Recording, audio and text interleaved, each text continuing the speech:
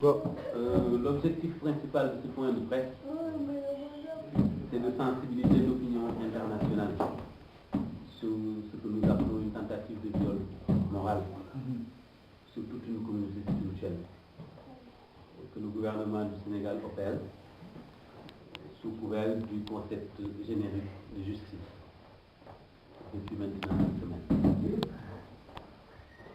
La cible, c'est la communauté dite des Diantakoun du Sénégal.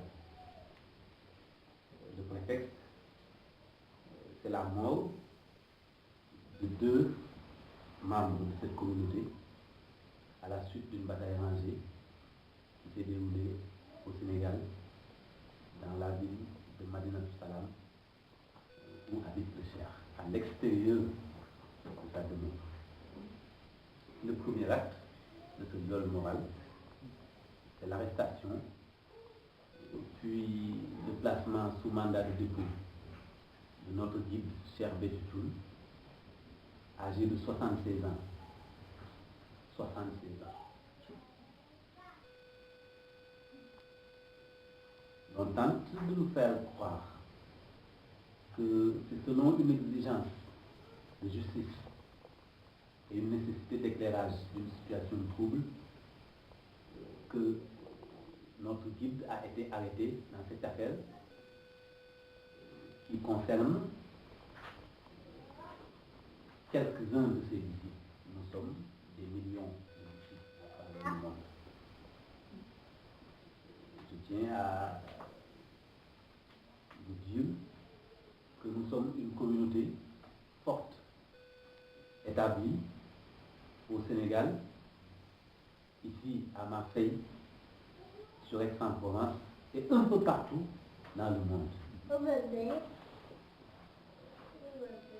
Ce qui nous a alertés dans cette affaire, c'est le fait que le gouvernement veuille instrumentaliser les faits et gestes d'une poignée de personnes appartenant à cette communauté pour juger et faire une fixation sur une communauté pour la faire passer, comme dit monsieur le procureur de la ville de Thiès, une communauté de malfaiteurs. Un fait sans précédent est en train de se dérouler au Sénégal, dans la justice sénégalaise, qui est notre patrimoine commun. C'est le fait de vouloir établir la responsabilité d'un guide moral à partir des actes de ses disciples majeurs. Nous trouvons qu'il faut être vraiment de mauvaise foi pour ne pas voir que dans cette affaire, il y a une instrumentalisation qui vise juste à jeter le discrédit sur le chef et à faire passer sa communauté pour des vaillous établis un peu partout dans le monde aux fins de répondre aux attentes et aux ordres d'un seul homme. La première chose qui nous a alertés dans cette procédure et qui a tapé sur nos mentalités en termes de complot, c'est la sortie subite et prématurée du procureur de la République de Thiès qui a présenté le chef. Je ne vais pas rentrer dans les détails. Nous avons sur ce point de presse des condisciples qui sont formés dans le métier de la justice, qui ont soumis la vidéo du procureur de Thiès, que nous mettrons d'ailleurs à votre disposition dans sa version française, qui a été étudiée avec une tonne de fautes juridiques et de failles, d'à peu près, de thèse, comme il dit. Vouloir établir une thèse coûte que coûte pour prouver l'implication, comme il dit, personnelle du chef dans une affaire que des personnes majeures ont perpétrée et de façon responsable reconnue. Ils interviendront là-dessus. Monsieur Lier Mandoï, qui fait des études judiciaires à Aix. Et sa collaboratrice qui travaille dans le cadre de l'entreprise de conseil juridique qu'on appelle Alinéa, nous porterons les précisions juridiques qui s'imposent. Et tous les dérapages qu'il y a eu dès le début de ce processus, avec l'intervention du procureur de la République de Thiès. D'autres condisciples interviendront dans ce processus toujours pour vous apporter un peu plus d'éclairage par rapport à cette affaire. Nous rappelons juste, pour mémoire, que notre guide Cheikh Béthio Thioune a 76 ans révolus. Il est administrateur civil de formation, ayant reçu les distinctions d'honorabilité de l'État du Sénégal. Il est à la tête d'une forte communauté de millions de personnes qui lui sont dévouées, qui font du travail un idéal spirituel tel que enseigné par Cheikh Ahmadou Bamba. Il enseigne, c'est peut-être pas l'objet du débat, mais il enseigne la spiritualité et ce qu'on appelle l'action de grâce, rendre grâce à Dieu éternellement pour ses moindres bienfaits. D'ailleurs, qui a eu à étudier, comme nous l'avons fait, dans sa version vidéo, la déclaration du procureur de Thiès avec ses collaborateurs. Je dire à vous. Tout d'abord, je tiens à dire que c'est à travers une conférence de presse donnée par le procureur de la République qu'on a appris l'arrestation de Cheikh Béthio Thioune par un détachement spécial de la Gendarmerie nationale du Sénégal. Un fait rarissime d'ailleurs, qui a surpris plus d'un, et c'est avec une grande attention qu'on a suivi son récit, dans lequel il nous a présenté des éléments factuels tirés du témoignage du frère d'une des victimes, qui était d'ailleurs un des protagonistes de la bataille rangée qui a occasionné la mort de 2 personnes. Le Code de procédure pénale du Sénégal reconnaît au procureur de la République le droit d'exercer l'action publique et de requérir l'application de la loi. C'est son job en effet. Cependant, son travail doit être effectué dans le strict respect des principes directeurs de la procédure pénale consignés dans le Code de procédure pénale, au nombre desquels nous avons en effet la présomption d'innocence, qui est un principe fondamental compte tenu des garanties qu'il apporte à toute personne suspectée d'avoir commis une infraction. En effet, le droit de la présomption d'innocence est un droit de l'homme qui a une valeur constitutionnelle, car trouvant son siège à l'article 9 de la Déclaration des droits de l'homme et des citoyens de 1789, qui figure au préambule de notre Constitution et qui dispose que tout homme étant présumé innocent jusqu'à ce qu'il ait été déclaré coupable, s'il est jugé indispensable de l'arrêter, toute rigueur qui ne serait pas nécessaire pour s'assurer de sa personne doit être sévèrement réprimée par la loi.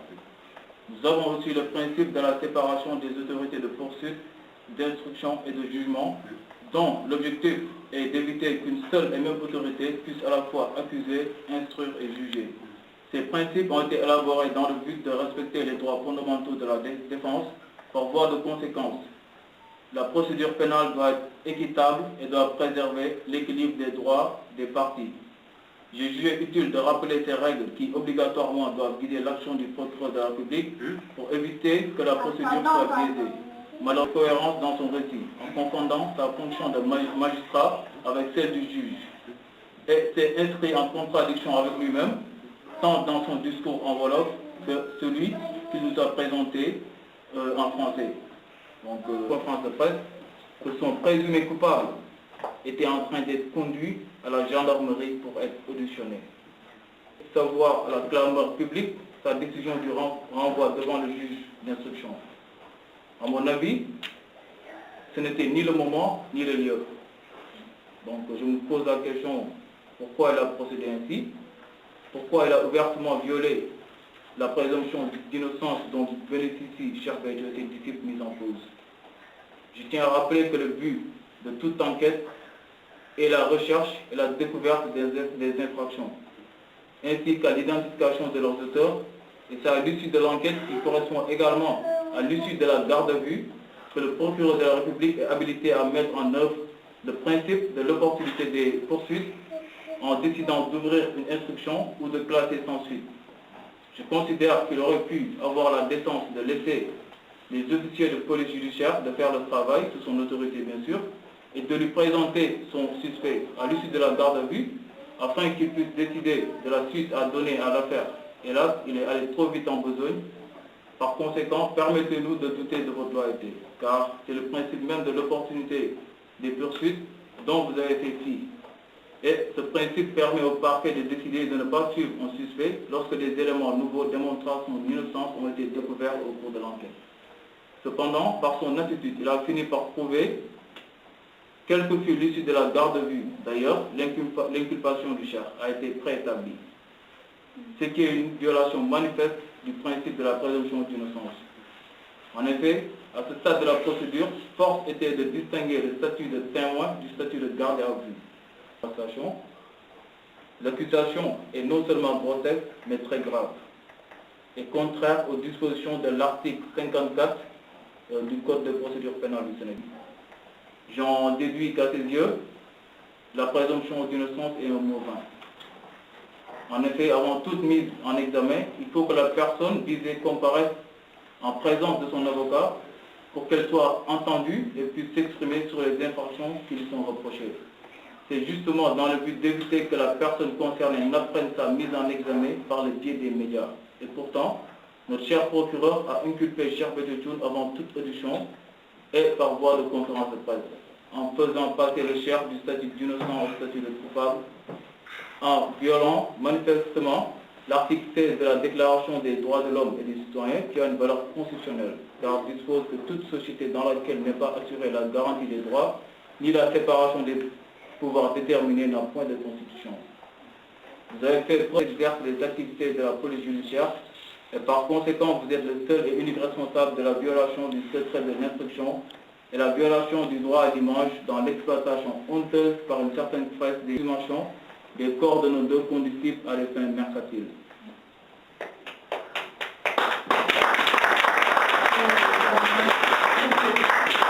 À quel dessein? Est-ce dans le but de museler les Tchantakoun, en dépit de la liberté de culte, de la liberté de conscience garantie par la Constitution?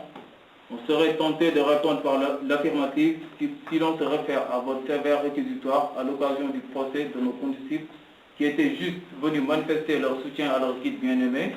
Nous tenons à vous dire que c'est pour autant exercer une des libertés publiques fondamentales que de pouvoir contester collectivement ce qu'on estime injuste. Le droit de manifester doit être totalement respecté. L'arrêté du préfet interdisant les manifestations des Tchantakoun est illégal, car une telle décision est prise en violation des dispositions de l'article 8 de la Constitution garantissant à tous les citoyens les libertés individuelles fondamentales, notamment la liberté de manifester. Comment un arrêté préfectoral peut venir remettre en cause la loi fondamentale? L'action de la police ne doit pas avoir pour effet de dissuader les citoyens de participer à des manifestations. Et la justice doit veiller à ce que des arrestations de manifestants ne soient pas l'occasion de poursuites injustifiées ou disproportionnées. Il est admis que quand une seule instance décide de qui est bon, de qui est mauvais et de qui devrait être puni, nous avons à faire face à une sorte de dictature globale. Nous sommes convaincus que ce n'est pas dans un état de droit que la politique soit contenue dans des limites normales, car il n'est pas sain dans une société que la justice soit utilisée comme un instrument de règlement de compte politique, où c'est le président de la République qui décide de tout, où c'est lui qui seul conduit la politique d'action publique en adressant aux magistrats du parquet des instructions générales d'action publique, en ayant ainsi une autorité directe sur le procureur de la République, puisqu'il peut lui donner des injonctions afin qu'il prenne telle ou telle réquisition dans une affaire précise. Il n'est pas sain dans une société organisée que le service public de la justice soit perçu comme étant une sorte de raccourci ou un moyen de promotion pour un jeune procureur de la République qui jusqu'ici souffrait d'anonymat. Sinon, comment peut-on qualifier ce procès avant l'heure? Une chose est claire à notre sens. La quête continue de la perfection spirituelle n'est nullement incompatible avec l'idée de la République, tant et si bien que, même dans les plus grandes démocraties occidentales, notre foi s'exprime dans le respect des lois et réglementations des pays autres que le destin a choisi pour l'heure pour certains d'entre nous. Mais cet enseignement ne valide en aucun cas l'inertie devant la calomnie, ni le fatalisme devant l'opprobre orchestré par des détracteurs et atteignant des proportions aussi élevées. Rappelons juste